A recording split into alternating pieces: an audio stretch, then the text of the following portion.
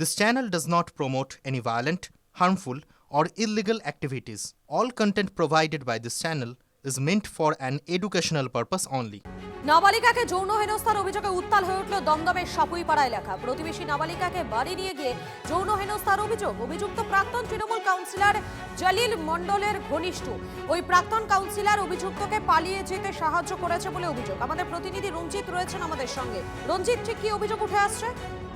দেখো, নাবালিকাকে যৌন হেনস্থাকে কেন্দ্র করে উত্তেজনা, মারধর এবং উত্তেজিত জনতাকে ছত্রভঙ্গ করতে পুলিশের বিরুদ্ধে মারধরের অভিযোগ দমদম থানায়, এবং যেটি ঘটনাস্থল দক্ষিণ দমদম পৌরসভা 2 নম্বর ওয়ার্ড সাপুইপাড়ায়। প্রতিবেশী নাবালককে দোকানে নিয়ে যাওয়ার নামে বাড়িতে নিয়ে গিয়ে মোবাইল দেখিয়ে যৌন হেনস্থা প্রতিবেশী বিল্লালের, এবং সেই ঘটনা অপর এক প্রতিবেশী দেখে ফেলায় সেই সমস্ত ঘটনা জানায় নাবালিকার পরিবারকে, এবং সেই ঘটনা জানতে পেরে 2 নম্বর ওয়ার্ডের প্রাক্তন তৃণমূল কংগ্রেসের কাউন্সিলর জলিল মণ্ডল নাবালিকার পরিবারকে ভয় দেখাতে থাকে, এবং প্রাক্তন কাউন্সিলর জলিল মণ্ডলের কাছেই কাজ করতেন ওই অভিযুক্ত।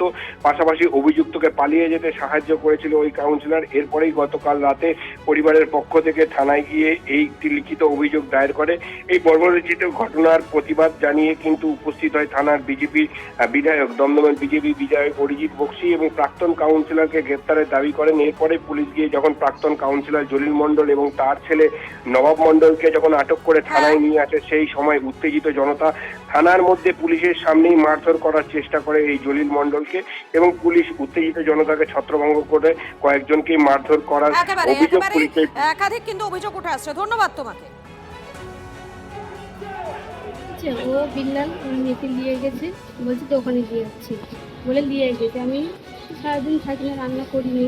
আমি রান্না করছি, ও ফোন দিয়ে বসিয়ে রেখে দিয়ে এখন অন্যদিন কাজ করেছে। কে করেছে? বিল্লাল। ও কি ওখানে থাকে? হ্যাঁ, ও জলদি কাজ করে। কত বয়স হবে? 40 বছর। আপনি কি লক্ষ্য করতেন মানে ও যে আপনার সঙ্গে আপনার মেয়ের না, সঙ্গে? আমি অতটা বুঝতে পারিনি।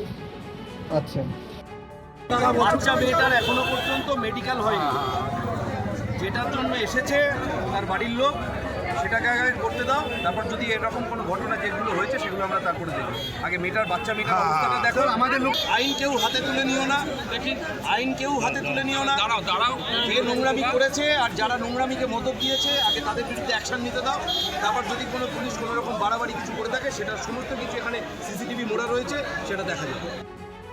বাসন্তীতে তৃণমূলের পঞ্চায়েত সমিতির কর্মাধ্যক্ষ সুষমা মণ্ডলকে কোমরে দড়ি বেঁধে জুতোর মালা পরিয়ে ঘোরালো মহিলারা। তৃণমূলের মহিলা নেত্রীর বিরুদ্ধে এলাকায় অত্যাচার, কাটমানি নেওয়ার অভিযোগ। সরকার বদলাতেই জনরোষ আছড়ে পড়েছে। ভর সন্ধ্যায় তৃণমূলের মহিলা নেত্রীকে জুতোর মালা পরিয়ে মারধর করা হয়। প্রকাশ্য বাজারে কোমরে দড়ি বেঁধে ঘোরায় স্থানীয় মহিলারা। ভাইরাল সেই ভিডিও।